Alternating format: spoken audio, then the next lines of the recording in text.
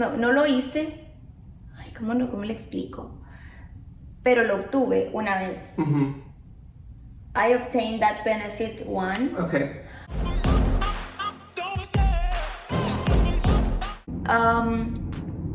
What is the best way to get a better seat or some benefits? How can I sobornar?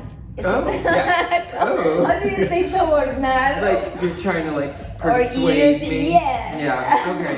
Hasta acá me llega el olor a la pobreza. Another thing, unless something happens after we take off, we don't get a lot of say in where you get to sit. The ticket agents or the people who are there helping you get on the plane, the ones that scan your boarding passes, they are in charge of all of that. They are in charge of picking who gets the upgrades. They are in charge of everything. So we don't really move people unless there is like a service issue or the seat that you're in is broken, then we will move you around if we have to. But that is all I the have agents to broke the thing and yeah. Do not recommend that. Do not. Ask help. Okay.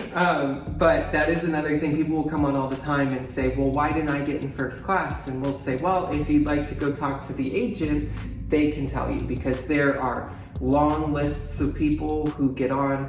And could we go down it? Yes, but we're not authorized to do that. We're not allowed to do that. So unless something happens. The other thing too, especially this summer, travel is so busy that the planes are so full, there's nowhere else we could put you or move you. Yes. So that's my other thing. If you're traveling this summer and you have separation anxiety and you must sit next to that person that you're traveling with, look ahead of time and make sure that you have seats assigned together. Because if you're looking a month out, the chance of you getting 2 seats together is way higher than when you're on the plane and we're taking off in 10 minutes. And that causes a lot of delays, is people who want to sit next to each other but didn't realize that they don't have seats next to each other. No, and the other people choose the seat because of a reason. Absolutely. They want to be in the halfway, or they want to be in the window, Yeah. and they don't want to get moved. Yeah. And I don't want to have to ask those people who did what they should have from the start to give up their spots and move to somewhere not nice. How do you not get bored on longer trips? Yeah, it's a good question. I really like to read. So I always have 2 books in my suitcase when we're, in our downtime and not doing anything. Right, you take advantage of the time. How do you say take advantage? Yeah, take advantage of the time. I make the most of it. It's quiet time. We do still have to keep an eye on everything that's happening and make sure that everyone's safe and everything's okay. And you sleep too? Oh no, we can't sleep. We cannot sleep. But on long flights, on the really big planes, like if you're going to Europe or down to like deep South America, like Argentina or Brazil, the flights that are 8 hours or more, there are actual special little areas with bunk beds for the crew, and you can sleep, but they take turns, like 2 or 3 people of my coworkers will go, they'll take an hour nap, and then it'll switch, and yeah, so those flights you can sleep, but most of the time if you're just in the US or you're going somewhere short, you can't sleep. Right. You answered something like that before, but can you tell when the passengers are on drugs or taking drugs inside the plane? Is that permitted? No. No. Actually, one of my friends was working a flight to, I don't even remember where, and someone was doing cocaine on their tray table. It's like, really? You know what? You can know how they are going to react, if they are going to be aggressive. So they were lucky and the plane was still on the ground. It had not taken off yet. but that will get you kicked off the plane. You are not Great. allowed to Good use to know. any sort of drugs, illegal substance of any sort, doesn't matter where you're going at all.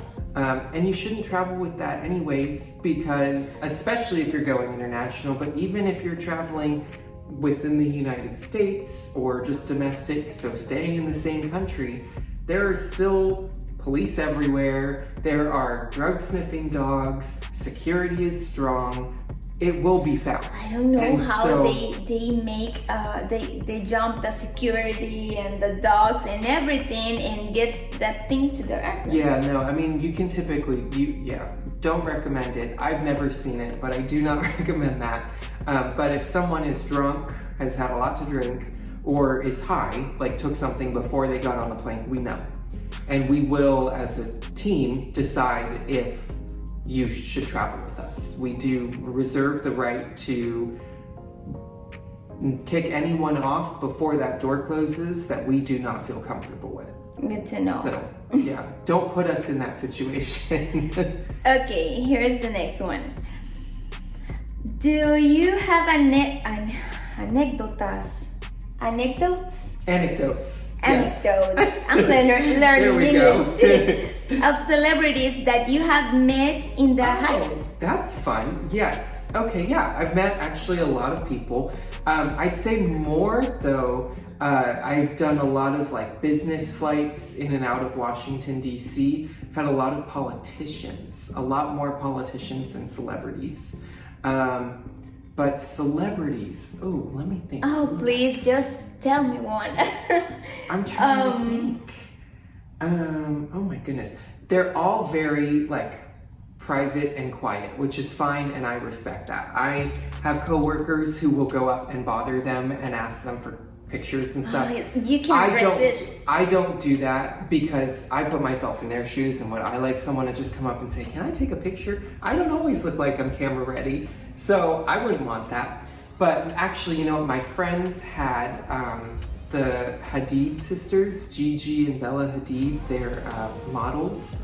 I know who are. Yes, they were going from New York to London, I think. And, I'm going to put pictures of. Yeah, okay, good. He had them, and he said they were really nice. They came up and talked to all the flight attendants in the middle of the flight. They wanted to know more. They had a lot of questions. And so that was really fun. But I haven't had any big celebrities. I've just had a lot of politicians, recognizable ones too. Thank you. Okay, Maxwell, we're almost finished, but I'm going to ask people, if you are enjoying this video, please subscribe to the channel here in the bottom. But And the button. I know. Okay, how safe is it to travel?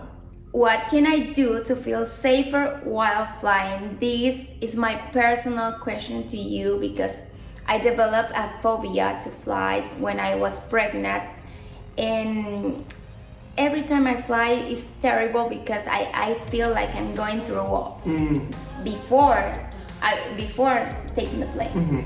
yeah, well, it's funny because I think a lot of people feel that way. It's, if you think about what you are doing when you fly, it is nothing that you do in your normal day. You're going up, you're going down, you're hearing different noises, you're feeling things in your stomach. All of that to say though, it is very, very safe, actually. A lot of people, there are studies that say that flying is actually safer than driving, than taking a train, than taking a bus, other forms of transportation.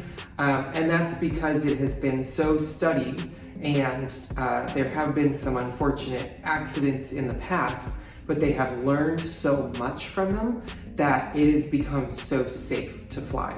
The planes are strong, they are safe. It takes a lot to make one of those not safe at all. The testing that they go through, they test them and put them to the extreme of the extreme. Things that would never, ever, ever happen in a normal day, just to make sure that they are safe, because safety is so important.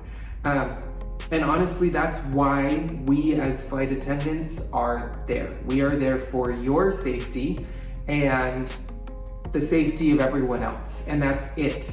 When we go to training, we do not learn how to pour you a glass of Coke. We do not learn how to give you a beer or a tray of food. We don't learn that. We talk about that for 1 hour in a month. We learn about how to take care of you and ourselves if something goes wrong. For weeks on end, that is all we talk about. So it is super, super safe. And there are a lot of people who are working all day throughout your entire trip to make sure that you are safe. And that does not happen in cars. I would just say be aware of your surroundings, be aware of who you are traveling with. If something does go wrong, the chances that something happens very quickly and that you don't see it coming are very, very high. So knowing who's around you, where you're gonna go if something goes wrong, what you're gonna do is all really, really important. Oh my God, I feel so much better, I swear. No, everything is normal. The sounds you hear, nothing is weird. And if something is not going right, you will be the first to know because we will communicate it to you. Thank you so much. I think that's all, but I don't know if you have something that you want to tell us. Oh my gosh. Well, it was very fun to be here. Thank you. But seriously though, no, I mean this summer and the foreseeable future, now that COVID restrictions are going away, it's now busy. we have the monkey thing. Yeah, well, we won't even talk about that. But you know, it's gonna be busy, and there's gonna be a lot of people who have traveled a lot, and a lot of people who have never traveled before.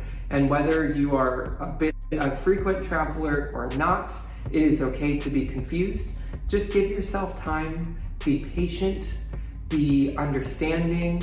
You know, the lines are gonna be long. The weather is going to be bad in places. It's just the time of year, so flights are gonna start to delay. There are a lot of people that are gonna try to get you where you need to be, that are working behind the scenes that you will never even see to try to make your trip easier for you. But you have to just be patient and go with the flow, because if you don't, that's gonna make your trip more difficult. It's gonna be not enjoyable. Enjoy it, and enjoy where you're traveling to too. You know, I love to travel. It's my favorite thing. Don't get caught up in your airplane experience. Get caught up in where you're going. And we are there to support you and make sure that you feel safe and comfortable. We are not there as some, people see us like the army. We're not there to catch you breaking a rule. That's not what I want to do. I want to make sure you're safe and that you come back, that you enjoyed your trip, and that you want to fly with us again next time you travel.